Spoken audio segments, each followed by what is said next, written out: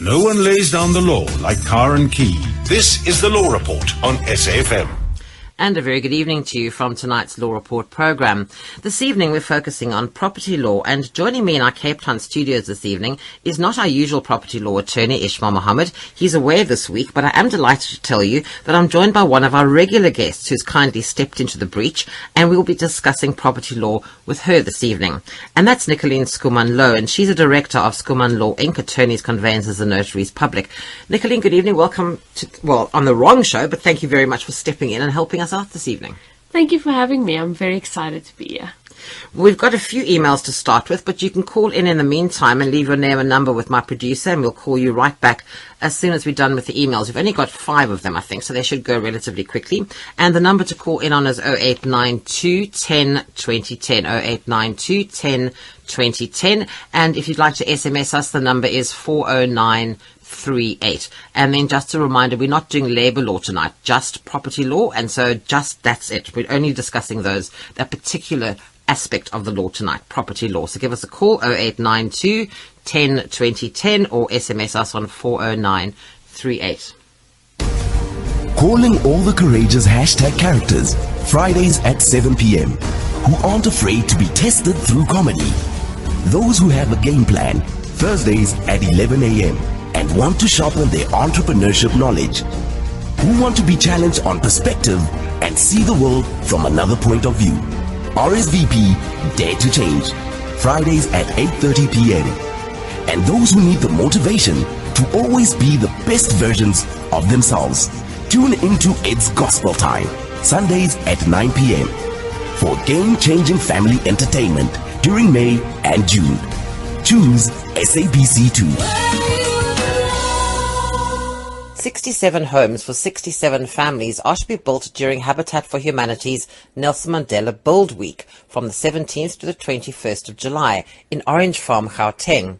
To achieve this target, Habitat for Humanity, in partnership with the SABC Foundation, is calling on corporate South Africa to book teams and help families this winter through the provision of decent shelter. For more information, contact Habitat on 081 840 7968 or email nmd@habitat.org.za. This is an SABC Foundation supported initiative. It all seemed like an impossible dream to own one space. Through the odds, the youth of 1976 broke the barriers and proved that no dream is too big to attain. Our future looms larger than our past. We bring change. We break the rules that make the rules. The spirit of the youth of Mzansi lives on. We are the voice of our generation. This is our time. SABC 1, Life and TV are one. Hashtag own your space. Mzansi for sure. No one lays down the law like Car and Key. This is the Law Report on SAFM. Right, so back to property law this evening, and as I mentioned, Nicoline Skuman-Low is filling in for Ishmael Mohammed this evening, standing in for him, and we're going to be dealing just with property law tonight.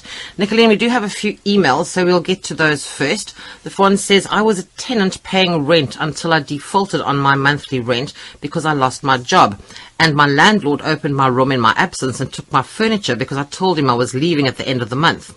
Please help, what should I do? Goodness, this is a very unfortunate situation. But let's start at the beginning. From both sides, of course, of the coin. The landlord is entitled to attach goods for security for the due payment of the rental based on the landlord's tacit hypothek. That's inherent provision built into our law, which allows landlords to attach movable properties, such as furniture, for example, in order to ensure that they are paid their monthly rental. However, the right does exist, but there's a process that needs to be followed. So if a tenant defaults on their rental payments, the landlord needs to approach court or the tribunal and to get an order of court in order to attach these goods and then to sell them on auction, as one would do with any other types of debt. So, in a nutshell, obviously there is a right, but the process hasn't, from what we can see, been correctly followed at all. So if I was the listener, I would approach the court for an interdict against the landlord. I can see that there's a concern regarding the funds to do this. So my best advice would be to approach legal aid or the local law society for pro bono advice. Would this be something you could approach the Rental Housing Tribunal to help him with? Yes, to an extent they can assist. And that's obviously accessible for this purpose. So that's also an option. It depends how serious the situation is and how urgent the matter is, and for that reason I also recommended the interdict route, because if we're talking about precious furniture, maybe sentimental value, it's good to act swiftly with these things. So it depends how much time we have and what's at stake really. Okay, but from both sides, the tenant would still owe the money, but the landlord is not allowed to just go in and help yourself. No, definitely not. Same goes. We often hear stories that landlords go into the leased properties and then would empty the contents out in order to evict themselves and not follow the process. So it's really, there is a right, but you need to exercise it legally, and it's clearly not been done that way in this instance. Right. Okay. Our next email says, please advise me on what are the implications if I want to cancel a bond agreement at a stage whereby registration and transfer costs have been already paid and we're now awaiting for the municipal certificate to be issued. Is it possible to cancel a bond at this stage? Not sure why they would want to, but the question remains. Things, I suppose, circumstances change, things go wrong, things happen. To answer the question, yes, it is possible to cancel the bond agreement at that stage. Not often, but we do see transactions not proceeding when all the conditions have already been met. In fact, one of us wrote an article on this very topic just last month about what happens if you cancel the sale. You've provided information to the transferring attorneys and the bank's attorneys, and now you don't want to proceed for whatever reason. Now, first and foremost, the issue of repayment of your deposit becomes a grey area. It's not per se that if you cancel before transfer takes place through the deeds office that you'll be reimbursed your full deposit, which is something to carefully consider. The other aspect is, depending on how much of the work has already been done to facilitate the transfer, is you may be out of pocket with some of the legal fees. Because he said he's already paid the transfer costs. So and if the he cancels registration. at this point, he'll likely lose his deposit, or at least a portion thereof, if they are reasonable. A portion of the costs paying to the attorneys would also be forfeited. And then, of course, if you cancel a sale and you've already paid the transfer duty to SARS, then a refund process needs to take place. And it's quite a laborious and lengthy process to cancel, but in theory, it is possible.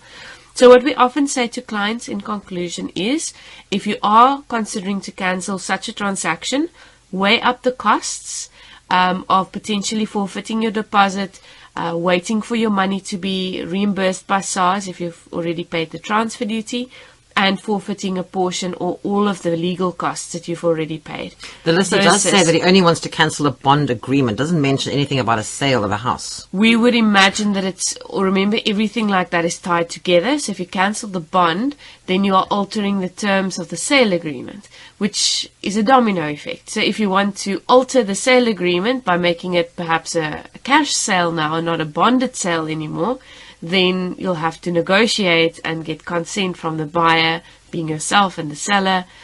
So there are vast implications. So at the end of the day, it's not going to be a free ride here at any weigh point. up how much it's going to cost you if you cancel versus going through with it and possibly selling the property to onto someone else after the transfer's taken place. So weigh up your options and take the best economic approach. Right, if you have any questions, you can call us 0892 10 20 10 or SMS on 40938. Next email says, on the 27th of January 2012, I purchased a property from a particular bank through an auction. In the same year, I tried to evict by hiring a lawyer. So obviously bought a property with somebody still living in the property. Yes. The lawyer could not evict them due to the fact that we received court documents stating that the previous owner had won the case against the same bank. I went to the bank to claim my money back, but they kept on saying I should evict. I hired a second lawyer, but he could not proceed with eviction due to those court documents. Can I please get assistance on what to do? I've complained to the banking ombudsman and to the bank, but up until now there are no positive results at all. I've been paying a bond all these years, it's like 5 years, but I've never resided on the property. I mean, that's awful. It is awful. So he's paying for someone else to have the pleasure of living in a house that doesn't belong to them, basically. It would seem that way. I must say, when you forwarded these emails, or this particular one, I was really very shocked to see this. So, obviously, if you acquire a property at an auction, there are certain papers that are signed on the day, but like any other sale, it needs to go through a transfer of ownership process in the deeds office. So, from what I can gather, is that process obviously from what we can read here, hasn't fully concluded. So obviously the auction has been concluded, similar like signing an offer to purchase, and we don't know if the transfer has taken place. We can assume, I think, it has not. Because he says that the previous owner won the case against the bank. So I'm assuming the bank were trying to evict him. Exactly. And then the previous owner fought the eviction, and he's still there now. Or the bank sold the property at auction under the foreclosure procedures, because these people were not servicing the bond. Obviously now our client or the purchaser comes in innocent, believing things on face value, buys the property at the auction, but meanwhile back at the ranch something has changed between the bank and the previous owner, and that's obviously where this other court case comes in. So in all, from what I can deduce from this entire situation, is that something shouldn't have happened at the auction level. So something between the bank and the previous owner was resolved, or someone opposed some court application and it was successful in the favor of the previous owner, but no one disclosed this to the new buyer. So in essence, that auction should never have taken place from what I can see, and on that basis, that is why an eviction couldn't succeed. But I love the part where the bank then says to the new owner, you evict them. Yes. But then the lawyer said, no, we can't, because there are these papers and we can't evict this person. And we can only assume that it's papers dealing with ownership. Yes. That ownership cannot transfer to the new owner. And if you're not the owner, you cannot evict. So how can the bank tell him, the listener, to evict then all the time? No, of course. I mean, and the banking ombudsman surely should have been able to do something. I mean, this listener has been paying the bond for 5 years. Surely, and definitely, I'm even more perplexed by why both attorneys wouldn't advise this poor person to please at least get papers into court to claim this money back. Because now we're in 2017, 5 years down the line. Now, of course, if one does anything, one golden defense prescription. So this is really horrendous. I really do feel strongly that action should be taken against the advice that was, in my view, from the information we have, inaccurately given by the attorneys, in addition to the situation by the bank. So I recommend that the listener seeks legal advice urgently from someone close by in the area. The person's tried twice. But you need to go to perhaps the Bar Council directly, to the Law Society. I'm not sure where this listener is, but the Law Society or the Bar Council, Council, so that you can actually connect to an expert, not just a general practitioner. You need an expert dealing with property law to resolve the situation. Someone that would understand how the auction process works, how what could have gone wrong based on these court papers, and the listener must take all these bits and pieces of information from the outset, and also that show what actions have been taken, so that you can try and counter the argument of prescription as best one can. Now, the thing that I'm also fascinated by, that if this has not in effect transferred into the listener's name yet, why is the listener then compelled to pay the monthly bond? Exactly. if it's not in their name and they can't get rid of this person, and there's this one court case by the previous owner who won this court case, I can't understand why the listener's paying for the last 5 years. We need to, again, this needs serious action and proper investigation by an expert. If this listener is listening to this, if you'd like to call us, maybe you can give us some more information, because we are both absolutely fascinated by what they're putting you through. It's the whole thing sounds ridiculous. It's quite shocking, actually. And the number, if you'd like to call in, it's 0892 10 2010. Give us a call and possibly give us a little bit more information, because this just, it doesn't even not sound right. It just sounds almost implausible. It's like you can't make this stuff up.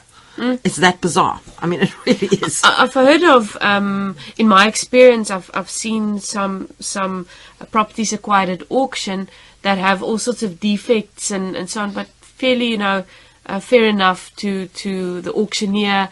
You do sell foots to it in that context. So there are often sometimes issues that we do not foresee when you acquire properties at auction. We think we buy these really good, we are in for a bargain, but perhaps one should really do your due diligence and make sure that you know exactly what you're getting into. And maybe for other listeners, this is a good case in point to say, let's look at the financial aspects and whether or not there's a tenant in there and what the history is before you get into it. You're tuned to SAFM, South Africa's news and information leader. I'm Karen Key, and this is the Law Report. My guest tonight is attorney Nicoline Skuman-Low, and this evening we're discussing property law. Have you ever thought of what is really happening at the SABC? SABC Radio is inviting all registered Eastern Cape business owners to hear it firsthand at our breakfast sessions to be held on the 27th of June in PE and 29th of June in East London. So if you would like to expose your business on our multiple platforms covering the entire Rainbow Nation, contact Benny on canambj@sabc.co.za. That is canambj@sabc.co.za before the 25th of June, and join us in the winner's circle. SABC Radio, your partner in growing your business during these challenging times. Institutions and or individuals are hereby invited to nominate persons to fill vacancies of non-executive members to the board of the South African Broadcasting Corporation Limited. Nominations and inquiries must be addressed to the Portfolio Committee on Communication. Attention, Mr. Tembinkosi Ngoma, Committee Secretary. Emailed to tngoma@parliament.gov.za. Telephone inquiries can be made to 083 7098 407. Closing date for nominations is Friday the 30th of June 2017 at 1600. For more information, log on to www.safm.co.za. This Saturday on the Extreme Fighting Championship, get an inside look into the two heavyweight behemoths, Andrew Van Sale and Vessel Mostert, as they take us behind the scenes and reveal a side to them never seen before. Plus, an exclusive interview with the DRC's champion Dolce on his fight with the undefeated Wrecking Ball, Francis Alain Badou. EFC 61 Countdown, this Saturday at 9 p.m. on SABC3. Brought to you by SABC Sport. No one lays down the law like Karen Key. This is the Law Report on SAFM. Right, we've got 2 more emails left, so if you've got any questions, you can call us now, 0892 10 2010. Right, this one says, another one with a bond. I have a bond-related question that I need clarity on. My monthly bond is 4,000 Rand per month. However, I decided to pay 4,300 Rand for a period of 2 years. Then I lost my job and could not pay for 3 months. Can the 300 Rand extra I have been paying for 2 years be considered to cover the 3 months I defaulted on my monthly payment? Or if I previously paid more, if I default, then the house is repossessed? These things are quite complex, actually. One of the standard provisions usually found in bonds, and I'm not saying it's necessarily included, but it most likely is that you have what we call in legal terms a non-acceleration clause. In other words, a provision within the paperwork precluding you from early settlement unless you've negotiated that settlement with the bank. So to answer the listener's question, if you pay more and it's of your own choice, then unfortunately it doesn't, for lack of a better phrase, build up a kitty that you could utilize for purposes of default in some future date. So No, unfortunately, if you've defaulted for 3 months but you've paid extra on previous months, it won't compensate for the default. If you run into repayment or issues precluding you from making regular repayments, it's very important that you speak to your consultant at the bank. And don't leave it. And that you make an arrangement before you proceed to not pay or to pay more or less. So unfortunately, bond agreements are usually quite strict with their payment terms and the payment amount, and you shouldn't vary it whether it's up, down, or not paying at all on own accord without speaking to them. So I'm afraid the extra payment is not going to benefit the listener too much. Right, we've got Yonela on the phone. She's actually in Cape Town, and she was the person that emailed us that horrendous story. Yes. Yonela, good evening. Good evening, Karen. We're absolutely horrified by the story, Yonela. This doesn't sound like it should be right. Yeah, it isn't right. I've been paying the property like for 5 years, and the property is in my name because I even went to the office. Okay. It is on my name. Okay. So Yes. what happened is on that day of the auction, the previous owner did pay the money. But since the previous owner is in Scotland, there's a 2-hour difference, you see. So now they proceeded with the auction anyway. So they transferred within that year the property into my name on the 2nd of May. So they did have the chance to tell me, but they didn't do that. Oh, goodness. Yes. So why would the lawyers not take the case if the house is in your name? She's illegally in your house. They couldn't evict because of the court order, you see. So they could not proceed with the eviction. So I didn't have like money to pay them so that they can represent me in court. Okay.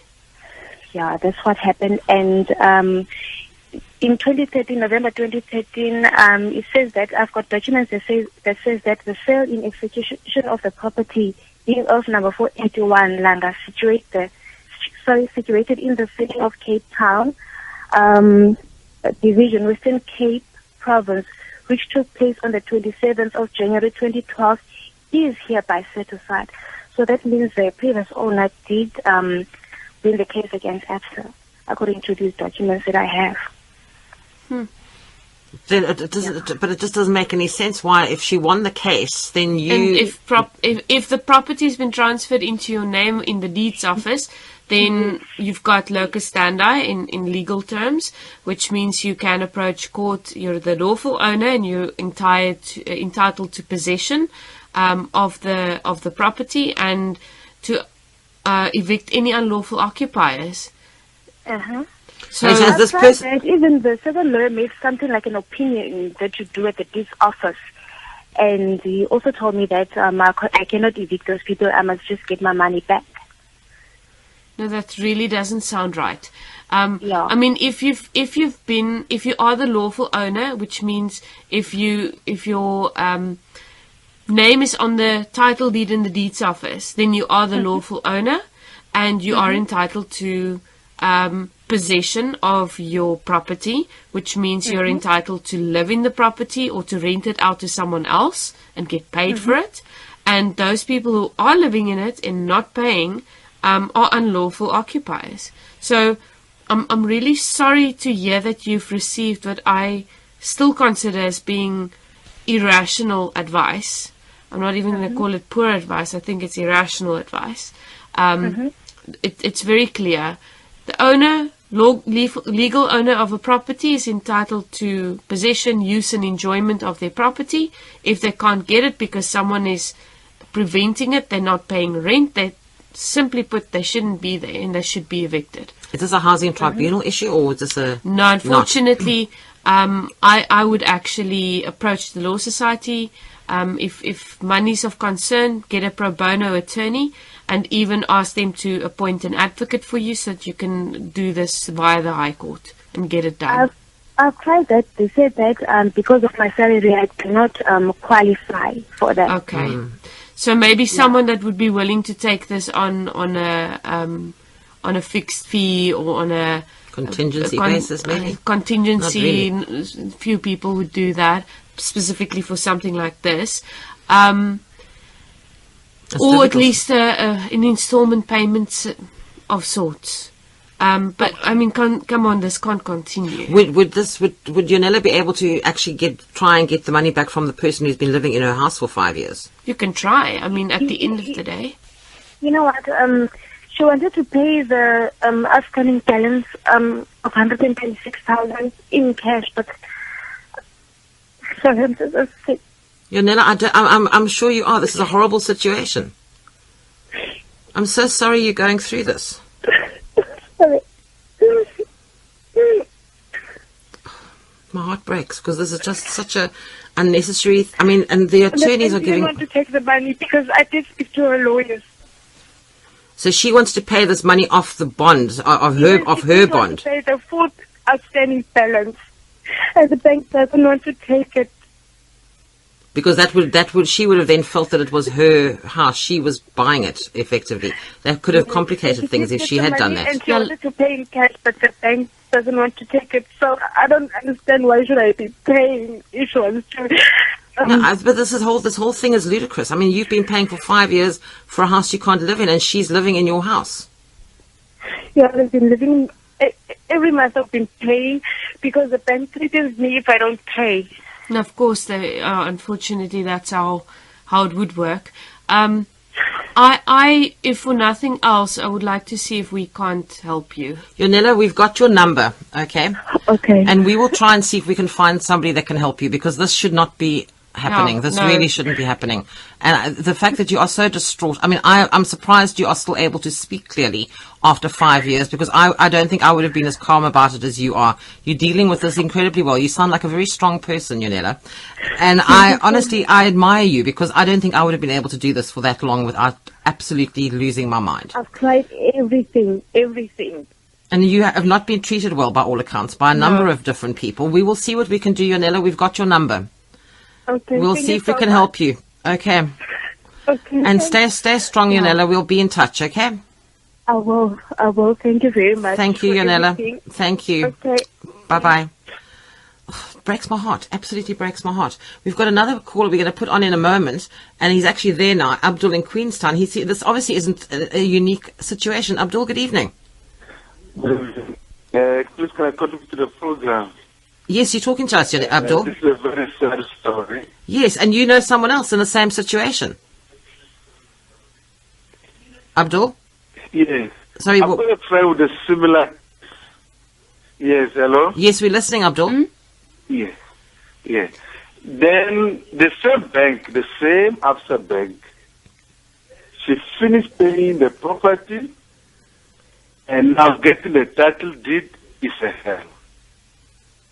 And the lawyers in Cape Town keep on telling this friend up and down here and there. Oh, Abdul, Abdul, we're going to try and call you back because this line is terrible and you're breaking up quite badly. So we're going to call you back and see if we can get you on a better line, okay? All right, so hang up your phone and we'll try and call you back. Right, while we're waiting to get Abdul back on the line, we'll just do this next email that we've got here. It says, I've got a problem. Somebody listening in Cape Town. I'm staying in my mother's house. It's an RDP house. The problem is that my brother's wife wanted to take me out of my mother's house. She's claiming that the house is hers. This is now the sister-in-law.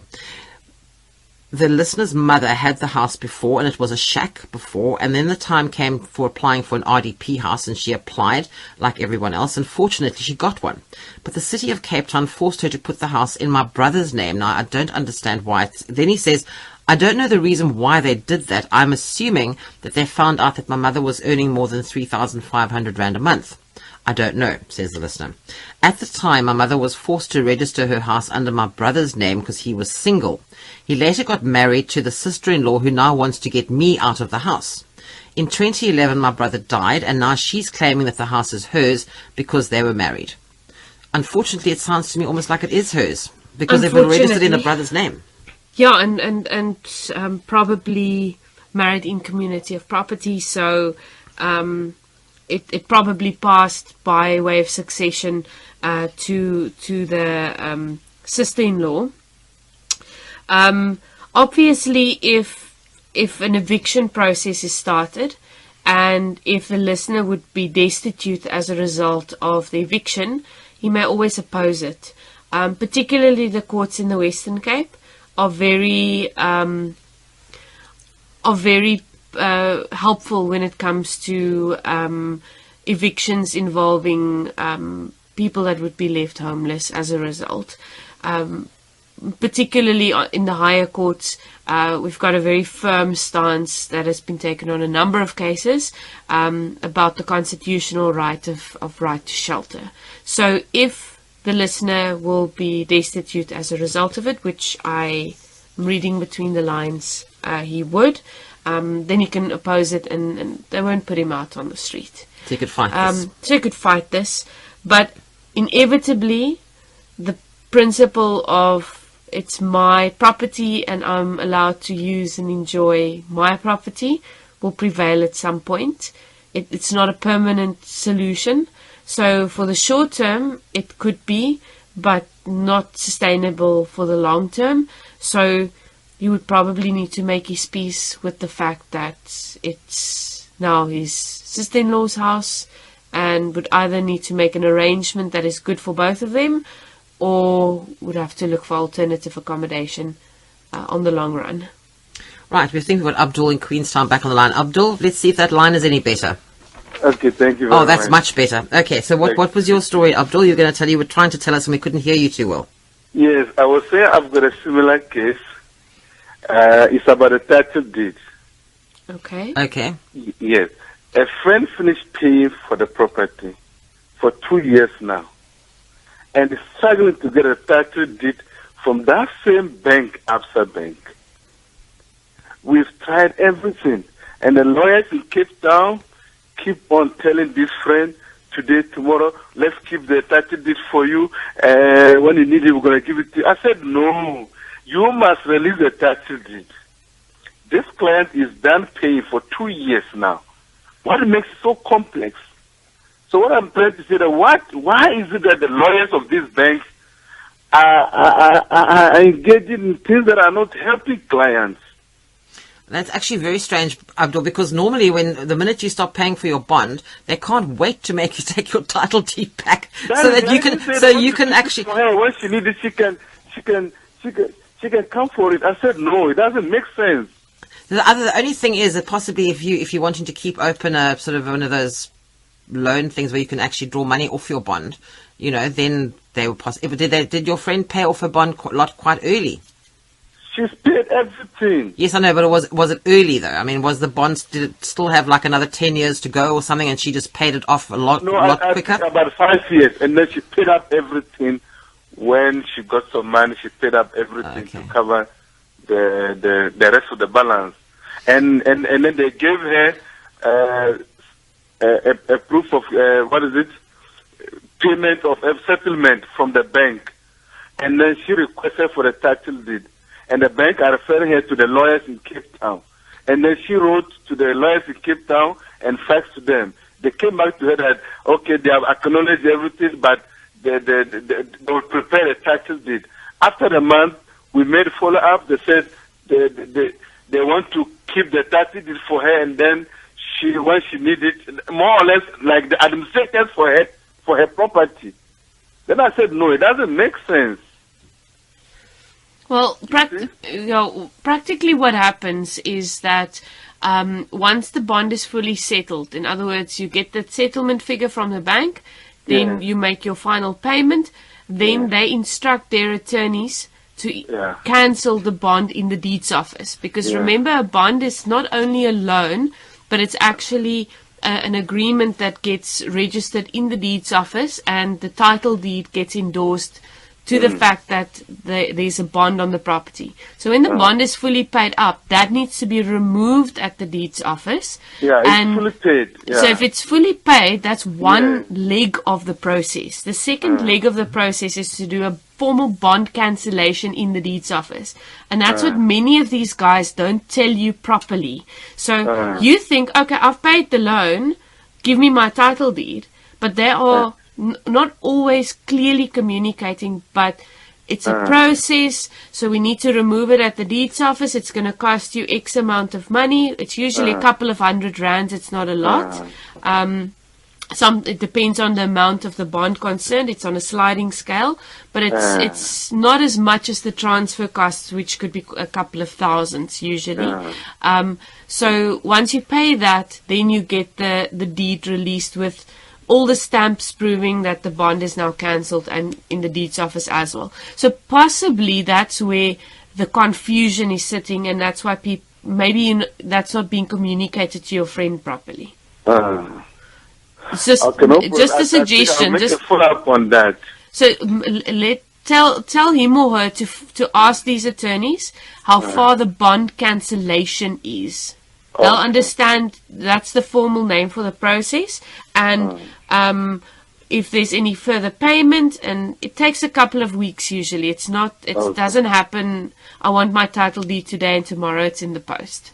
It's actually quite a lengthy process that takes quite a few weeks to conclude. Yeah, no problem. If they can come to us on based on transparency, we did this, we've got to do this and that until we finish. It makes sense than making the whole thing so confusing and difficult to understand what exactly is the problem. No, definitely. Yeah. Well, I hope it shed a little bit of light. And please keep us informed. I'll make a follow up on that. Thanks, Abdul. Thanks for the call. You very much. Okay, good night to you. Bye-bye. Okay. You tune to SAFM, South Africa's news and information leader. I'm Karen Key, and this is the Law Report. My guest tonight is attorney Nicolene Skuman-Low, and we're talking property law tonight. If you'd like to call us, any questions, 0892 10 20 10, or SMS us on 40938. Did you know that the Constitution of South Africa protects the rights of women and young girls against abuse and discrimination? Make use of the Constitution and be the youth you want to be as we commemorate Youth Month. Report gender abuse and discrimination by calling the Gender Commission on 0800 007 709, or learn more about gender rights by visiting www.cge.org.za. This initiative is supported by SABC Foundation. No one lays down the law like Karen Key. This is the Law Report on SAFM. Right, back to the lines. We've got Jack on the line from Johannesburg. Jack, good evening. Good evening. How are you? Very well, and you? How can we help you, Jack? Well, I have sold a property to a couple about a year ago, and they've given a deposit. There is an amount that's outstanding that was payable over a number of years. But the couple has since passed on, and only their children lives on the property. What am I supposed to do the way forward now? I assume your agreement was an installment payment arrangement, and I also assume that it was properly registered in the deeds office. Well, not registered as yet, but there has been an agreement. An endorsement, was that made? Yes. Okay, so it's an Alienation of Land Act endorsement that you have to make against the title deed, so that other potential buyers or interested parties are aware of the fact that an installment sale is underway.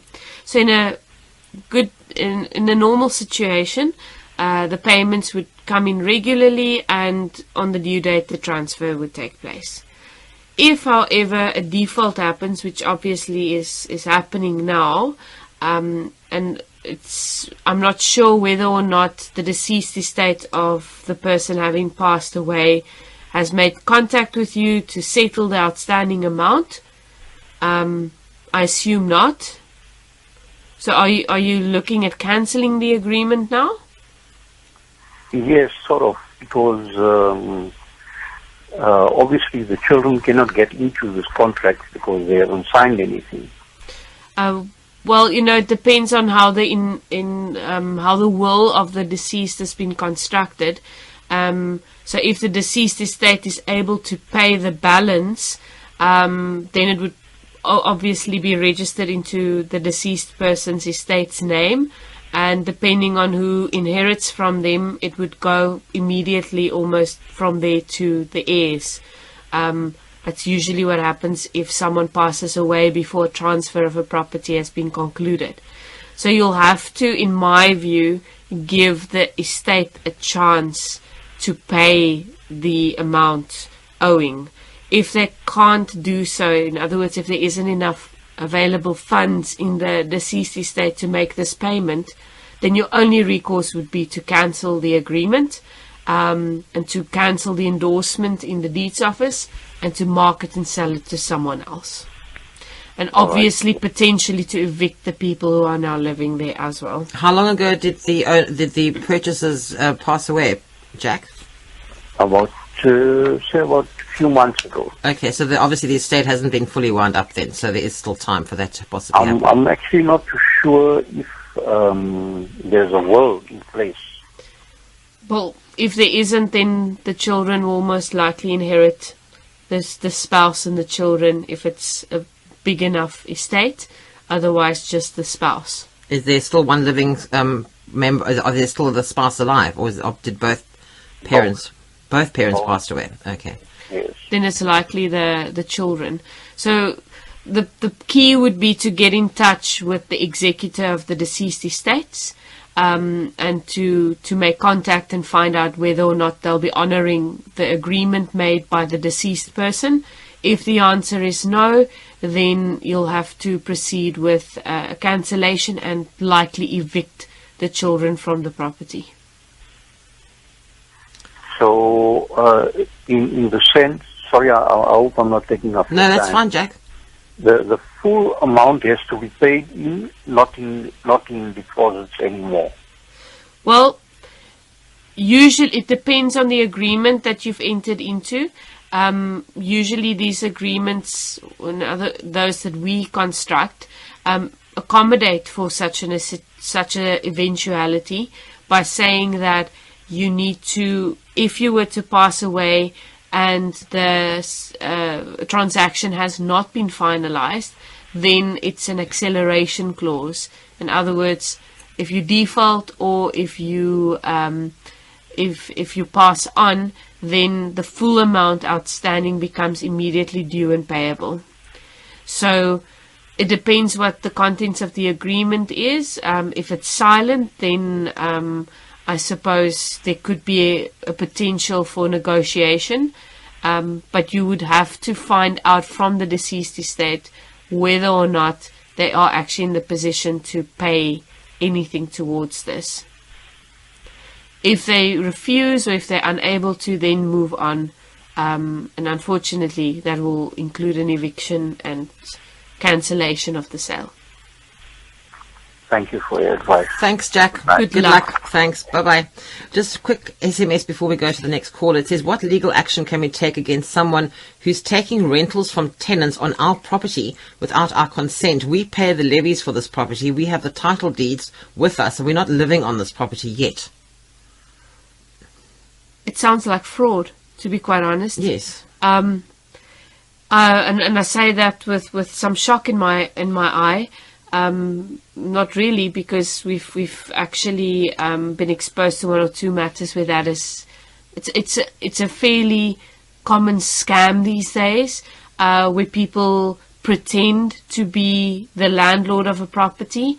Perhaps it's usually more prevalent when the owner is elderly. It's not always, but perhaps someone who has delegated the looking after of the property to someone else, and these guys look for the loopholes in that arrangement and either sell this property to someone else purporting to be the owners. By the time you've paid the deposit and you're starting to look at who you're dealing with, you realize it's actually a complete scam. So if this listener knows who the people are, they should open a case with the police. Make a case of fraud against them. It's illegal if you are not a duly appointed agent for an owner to collect rental. To do so, it's right. So beware. There are scams out there, and it's not as uncommon as you think. You're tuned to SAFM, South Africa's news and information leader. I'm Karen Key, and this is the Law Report. My guest tonight is attorney Nicolene Skuman-Low, and we're talking property law. Youth is a gift. Use it today and change South Africa's tomorrow. SAFM, the memory of 76 lives on. 67 homes for 67 families are to be built during Habitat for Humanity's Nelson Mandela Build Week from the 17th to the 21st of July in Orange Farm, Gauteng. To achieve this target, Habitat for Humanity, in partnership with the SABC Foundation, is calling on corporate South Africa to book teams and help families this winter through the provision of decent shelter. For more information, contact Habitat on 081 840 7968 or email nmd@habitat.org.za. This is an SABC Foundation supported initiative. No one lays down the law like Karen Key. This is the Law Report on SAFM. Right, we've got about 10 minutes left. We've got 2 calls lined up. We'll hopefully get them both on before we have to go. First up is Colin in Cape Town. Colin, good evening. Good evening, Karen, and good evening, Nicolene. Are you having as much of a nervous breakdown at the thought of buying something on auction now, like I am? Yes. So what's your question, Colin? I've got 2 questions. Okay. I go and I approach an auction. Mm-hmm. I purchase a property. I'm the bidder, and I win the bid. Now, I don't know any history about the occupants, but it's just an auction.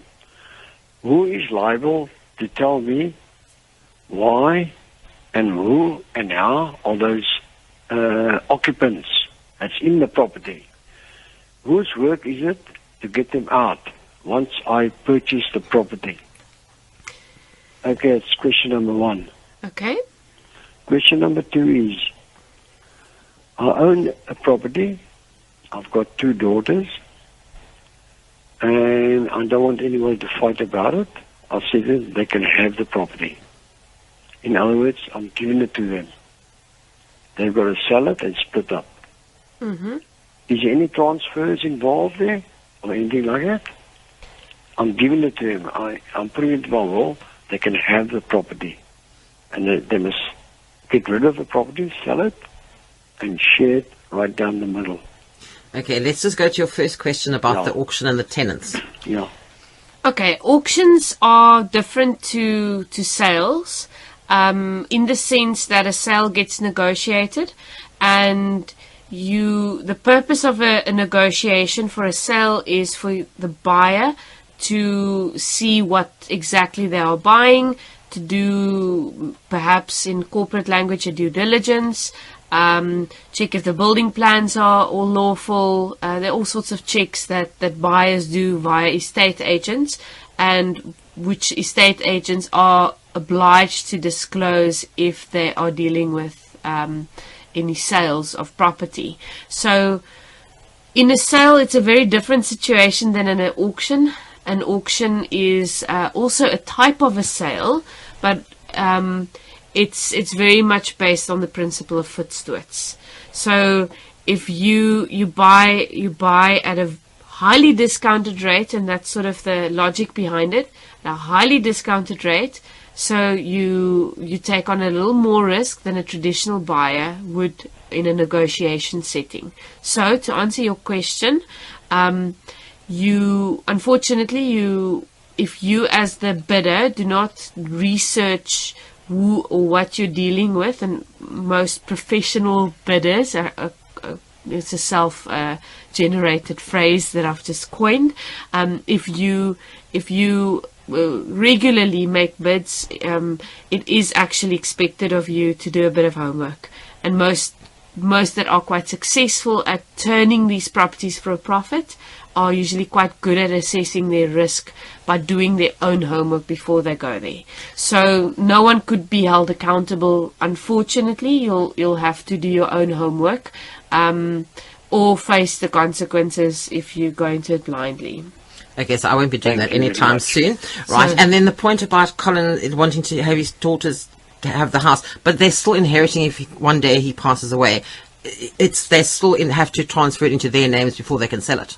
No. Or can they just sell it? If it's in the will, and you say it is my wish for the property to be marketed and sold at reasonable market value within a reasonable time after my death, then the estate would actually deal with that, and the transfer will go directly to the end buyer. Well, that's so it won't hop off of the children and then to the next owner, so to speak. It will go directly to the owner, and then the cash would go back into the estate and get distributed from there. So you can do it like that, Colin.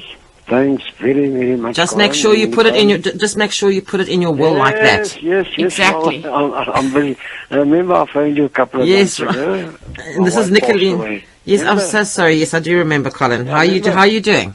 No, I'm still going along. I'm just busy trying to change things now, you know what I mean? All the paperwork now. And all the paperwork with the medical aid, and they wanted this. Yes, I remember that. Gosh, that? Yes, I do. That's all sorted out. Wow, that's great. Okay. That's great. Thank you, Colin. Have a good evening. Thanks a lot. Bye-bye now. Right, our last call for the evening. Martin in Bloemfontein. Good evening. How can we help you? Hi, ladies. Good evening. Thank you for taking my call. It's a pleasure, Martin. How can we help you? Look, I've recently sold my house with the help of an estate agent, and they were saying that if I can pay all my debts after selling my house, I will then be the affordability story will then be on my side, and then I will be affording to pay a house which is higher than the one that I was previously occupying. And then we did sell the house, and then we settled all those accounts. But still, after that, the bank says no, we are not successful. They rejected our application for the new house that we want to buy. Did they say why, Martin? No, they just said no. Our credit record is not fine. But yes, our credit record was not fine. But after we have sold our house, we managed to settle all those accounts, because it was the accounts for the cars and all this kind of stuff. And we settled them.